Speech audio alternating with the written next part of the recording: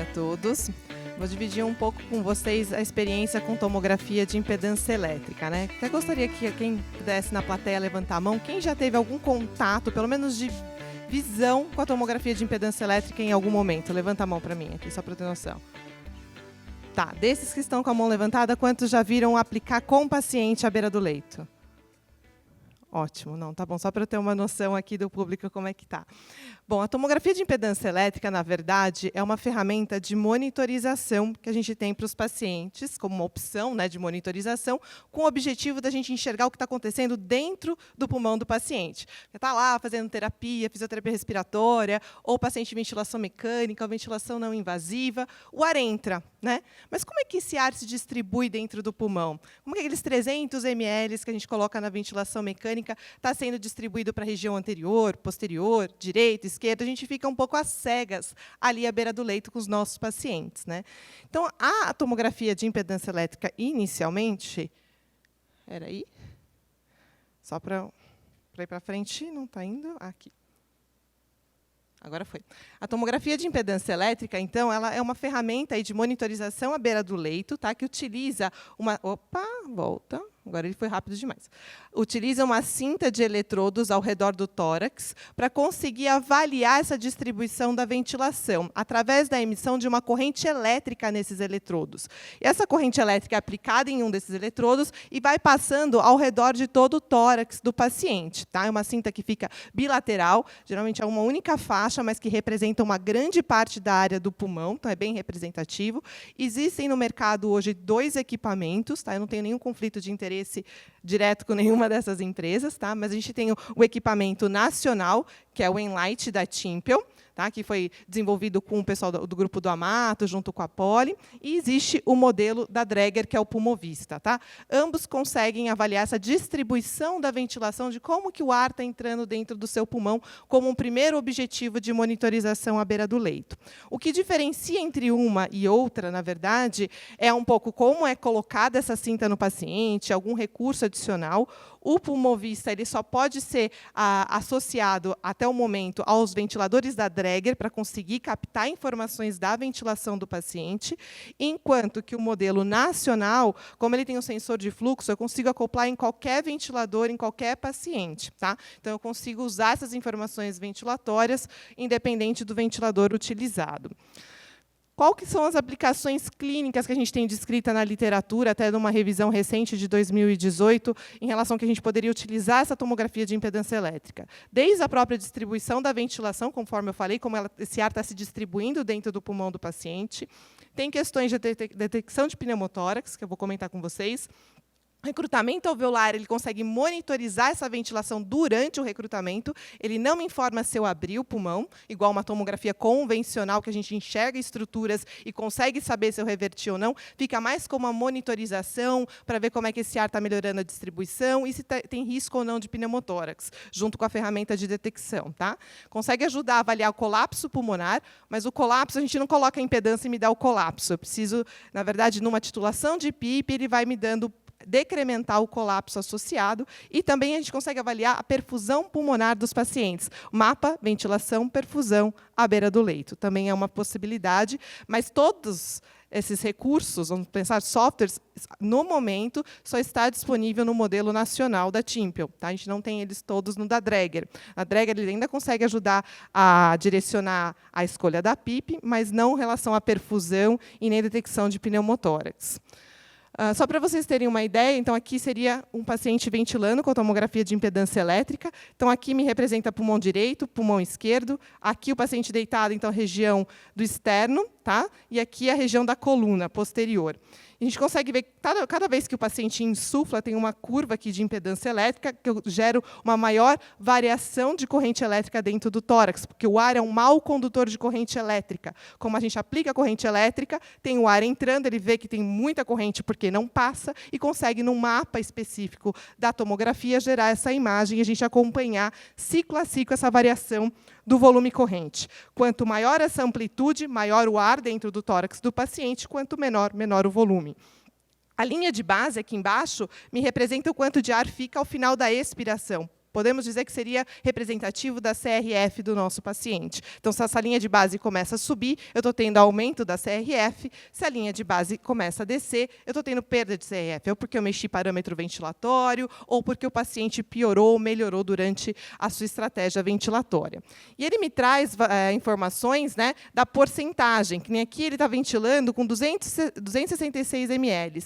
Mas como esse volume corrente está se distribuindo? 60% estava indo para o lado direito, 40% para o lado esquerdo. Se eu pegar, dividindo o pulmão aqui ao meio, região não dependente da gravidade, né, o paciente deitado, mais para cima, versus uma região mais dependente da gravidade, mais posterior, eu consigo ver que 22% está na região anterior e 78% desse ar está em região posterior. E dá para a gente avaliar ainda mais em camadas gravitacionais, se a gente for em ROIs, dividir em 4 camadas gravitacionais, ou também camadas em quadrantes. Do que eu quiser ver meu paciente, eu vou lá, mudo a forma de avaliar e eu entendo como essa distribuição está acontecendo e se está melhorando ou piorando ao longo do tempo. Além de me dar informações de curvas ventilatórias, fluxo, volume, né, pressão e volume aqui. Então, eu tenho um ventilador que não tem curva ventilatória. Ele tem ali acoplado pelo sensor de fluxo, me traz essa informação, assim como os próprios parâmetros ventilatórios que ele consegue extrair da ventilação do paciente. Tá? Então, é possível essa monitorização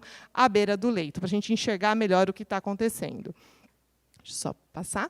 Isso já tem evidência, né, desde 2004, no primeiro trabalho publicado, em relação ao quanto que essa variação da ventilação pela impedância se correlaciona com uma variação de ar dentro do pulmão com tomografia convencional. E já foi bem descrito que, realmente, quanto maior a minha variação daquela amplitude da impedância que eu mostrei, maior a variação do conteúdo de ar dentro do tórax avaliado pela tomo. Então, eu posso confiar naquela variação da impedância, de quanto maior a amplitude, realmente eu tenho uma maior quantidade de ar naquela região. Tá bom? Então, a gente consegue ver isso no dia a dia.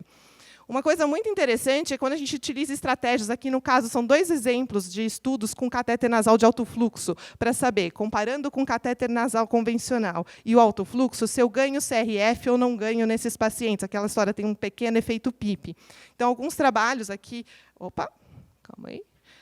Aqui, em relação ao global, então seria aquela variação da que eu mostrei lá embaixo da curva da impedância do pulmão como um todo. Aqui na primeira região, mas não dependente da gravidade, aqui a região mais posterior do pulmão, mais dependente. E conforme vai aplicando, aqui não tem o catéter nasal de alto fluxo, aqui já tem a aplicação por um tempo. Eu tenho aquele aumento da linha de base, eu estou tendo aumento da CRF com catéter nasal de alto fluxo. O mesmo nesse outro estudo aqui de 2018, comparando pacientes com catéter nasal versus alto fluxo, quando ele pega a região 1 do pulmão, ele tem um aumento da linha de CRF com catéter nasal, tanto que me representa, o mais claro, eu tenho mais ar do que o azul mais escuro, então eu ganho realmente uma maior quantidade de ar numa região mais não dependente do que comparado com catéter nasal. Por que eu trago isso? Porque a impedância pode nos ajudar a entender diversas técnicas de fisioterapia, né, que a gente não tem evidência na literatura. Será que uma técnica é melhor do que a outra em ganhar volume pulmonar? A gente não tem tantas evidências aí para poder ajudar, e é uma ferramenta que pode nos auxiliar aí em estudos e pesquisas e melhorar a nossa, vamos pensar, a evidência prática nossa, baseado com alguma ferramenta de avaliação. Tá? Então, isso aqui é um exemplo sobre isso que dá para ser feito. Outra questão de distribuição da ventilação, aquela história. O paciente está em supino, está hipoxêmico, eu ponho em prona. O que acontece com esse pulmão? A gente sabe que, a partir do momento que o paciente tem SAR, assim, desconforto, tem colapso na região posterior, eu ponho esse paciente em prona, eu ganho ventilação, porque eu não tenho efeito da gravidade nessa região. Essa região abre, realmente. E aí dá para você comparar o quanto que, de fato, ganhou ou não ganhou, quanto o paciente respondeu ou não respondeu essa estratégia. Né? Está hipoxêmico. Por que está hipoxêmico? Realmente é ventilação ou tem algum distúrbio de perfusão, já que daria para fazer um mapa ventilação-perfusão do paciente. Então, aqui mostrando em supino, né, com relação de 180, depois em 6 horas de prona com uma PIP de 23, com 270 de relação. Só olhando a imagem, você já vê que já tem uma maior área de ventilação pulmonar do que anteriormente. Quando a gente faz uma comparação do momento prona menos supina, a gente tem a possibilidade de uma imagem que é variação de complacência regional, que isso já até mudou mudou de cor, aqui é um exemplo antigo. O que é cinza no modelo atual seria verde, então quer dizer, eu melhorei a complacência regional, e o que está azul escuro seria vermelho, eu piorei a complacência regional daquela região. Pensando que agora é prona menos supino, aqui, na verdade, a região ventral que está para baixo, né? E aqui a região posterior, que agora está para cima, que a gente teria que virar a imagem, certo? E eu piorei complacência no que está para cima. O que está acontecendo? Com aquela PIP de 23 em prona, essa PIP está sendo excessiva. Eu estou hiperdistendendo esse pulmão. Eu poderia trabalhar com uma PIP mais baixa com esse paciente em prona do que em supino. E que, de fato, acontece. A gente consegue trabalhar com pressões de vias aéreas menor em prona do que supino, tudo bem? Então, consegue nos auxiliar nessa tomada de decisão aí também à beira do leito.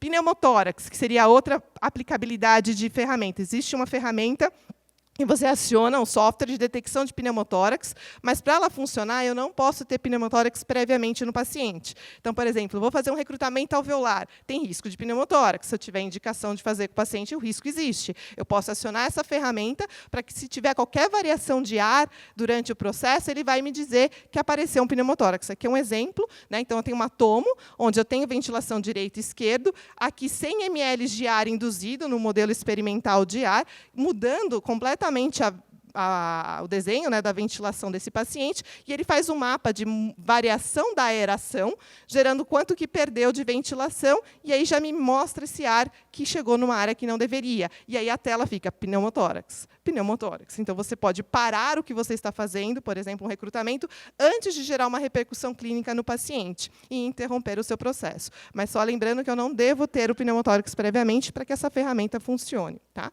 Aqui é um outro caso, uma paciente com desconforto respiratório, que a gente ia recrutar ela, na verdade.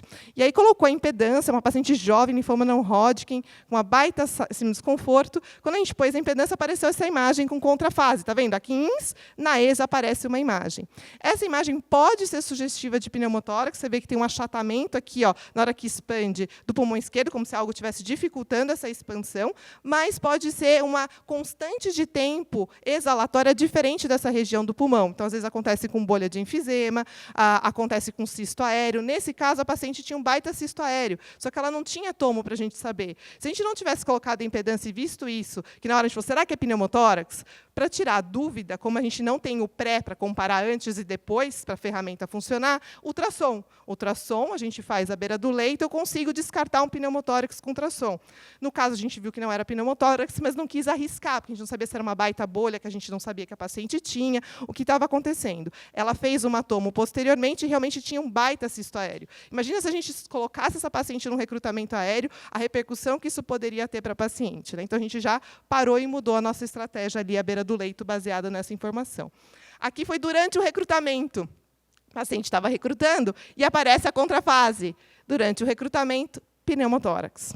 E aí, o que acontece? Pneumotórax, parou o recrutamento no meio, drenou o tórax. A hora que drenou, como muda a ventilação desse pneumotórax drenado? Você consegue até ver essa melhora de expansão pulmonar após um procedimento. Então, dá para comparar esse ganho de ventilação também nos pacientes.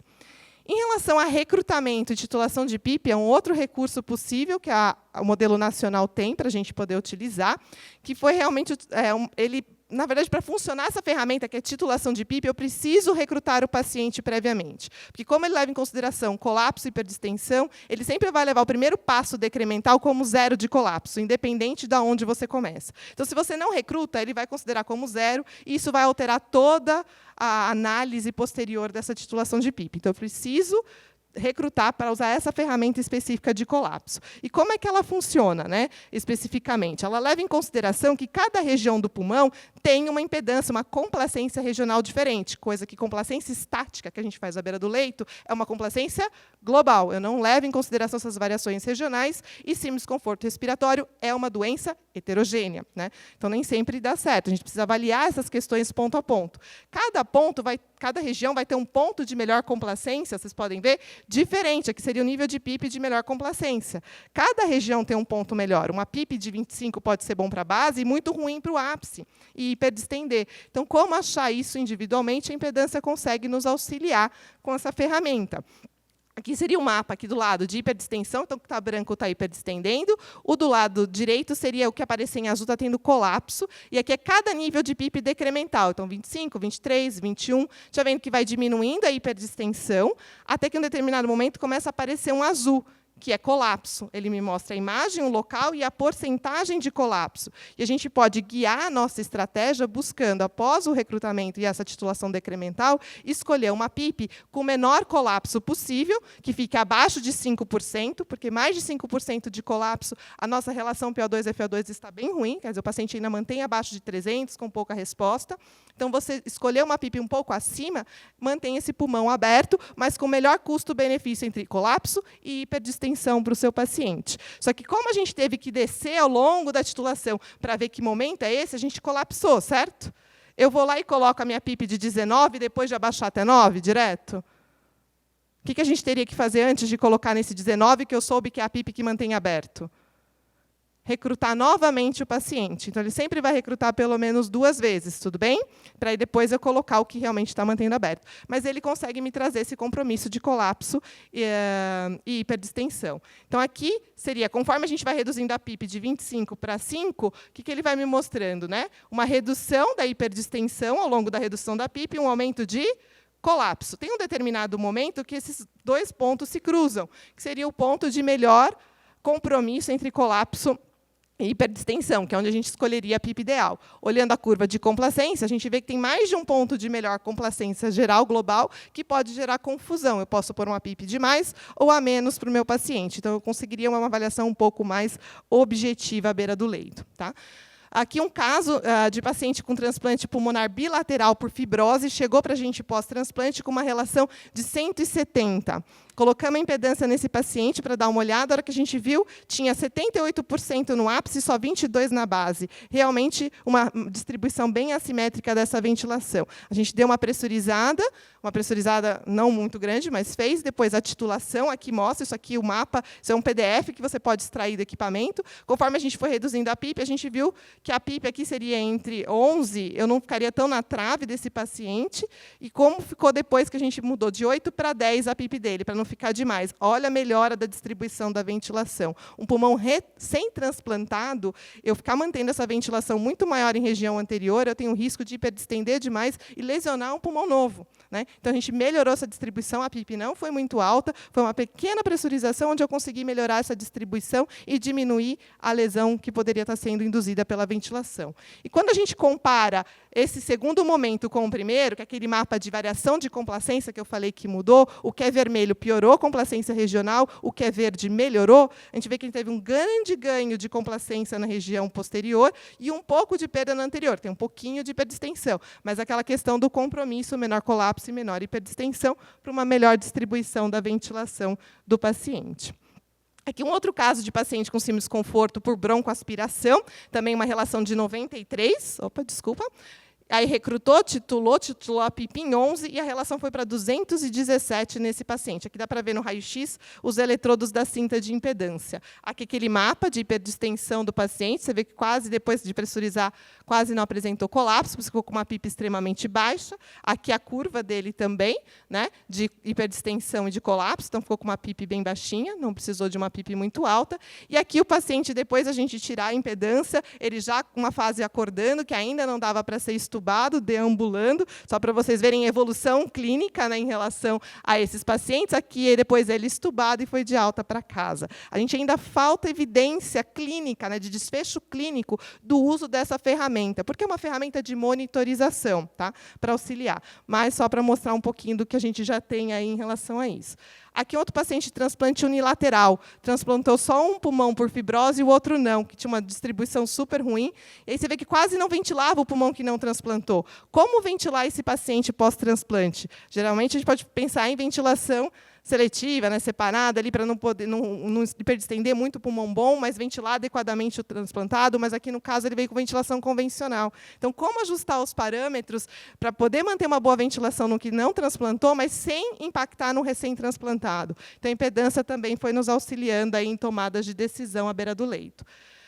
Impedância com ECMO, a gente tem utilizado também, tá? Com os pacientes em ECMO. Por quê? Quando a gente vai ver as evidências de ECMO, é PIP de 10 para todo mundo, com delta de 10, frequência de 10. Será que seria isso? Aí tem um trabalho publicado em 2017 mostrando que cada paciente de ECMO tem um PIP ótimo diferente, não é igual para todo mundo, né? Então, você vê que o PIP ótimo varia entre um paciente e outro. E talvez usar uma ferramenta que me auxilie a melhorar essa distribuição, porque 10 pode estar hiperdistendendo. Talvez o paciente precise de bem menos porque não tem colapso, tem mais infiltrado, né, dentro do alvéolo do que colapso em si, uma PIP mais baixa segura. Ou outros não, precisa de uma PIP um pouco maior para que, na hora que saia da ECMO, o pulmão esteja numa melhor condição e o paciente saia mais rápido da ventilação. Então, também seria um outro cenário que a gente também está aplicando na prática nos pacientes.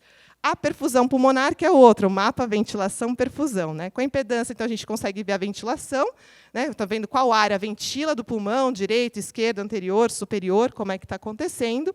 E, conforme a gente vai vendo essa ventilação, tem como fazer com instilação de solução salina, que aí eu preciso, porque a perfusão é um bom condutor de corrente elétrica, né? O líquido. Aonde tem corrente elétrica, tem líquido, leva embora. Então, eu preciso de algo que carreie essa passagem do sangue para enxergar onde está passando a corrente sanguínea. Então, é preciso realmente fazer essa avaliação da perfusão. Como é que é feito? Ele faz a área, instila uma solução salina num catéter venoso central, tem que ser um catéter central, e ele faz a área sobre a curva, de quanto que isso entrou, de curva que isso gera. Quanto maior essa amplitude, maior a perfusão naquela região. Quanto menor a amplitude, menor a perfusão. E a gente consegue ver o caminho que esse sangue percorre no pulmão para enxergar qual área está perfundindo. Então, será que é onde ventila perfunde ou não? Será que é um TEP ou será que é uma ventilação? A gente consegue avaliar essa variação da passagem do sangue. Então, só para vocês verem a sequência então, dessa linha,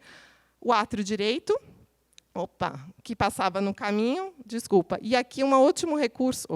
Volta. É que está perto o pointer, desculpa, não vou voltar aqui, mas a gente consegue ver essa distribuição da ventilação, vindo do pulmão, do coração, pulmão direito, pulmão esquerdo. A gente consegue ver essa distribuição. Vendo a ventilação em paralelo, a gente então consegue fazer esse paralelo de ventilação e perfusão. Se ventila e não perfunde, o problema não é ventilação, porque hipoxemia, nem toda hipoxemia, o problema é ventilação. Eu posso ter hipoxemia por perfusão alterada ou por ventilação alterada, e eu consigo identificar essa diferença, tá? Eu só não vou passar de novo, que vai ficar demorado, mas deu para passar aí o recado, né? E a assincronia é uma outra ferramenta que está em fase de desenvolvimento. A gente está fazendo estudo para validação do estudo, dessa ferramenta em si, que eu fico na dúvida. O que eu tenho de assincronia? Qual é o tipo? É a maior dúvida à beira do leito, identificar o tipo para rapidamente reverter e tirar esse paciente. Então, tem dificuldades, né, dos profissionais identificarem, tem estudos mostrando que tem esse viés de identificação e várias assincronias que passam desapercebidas.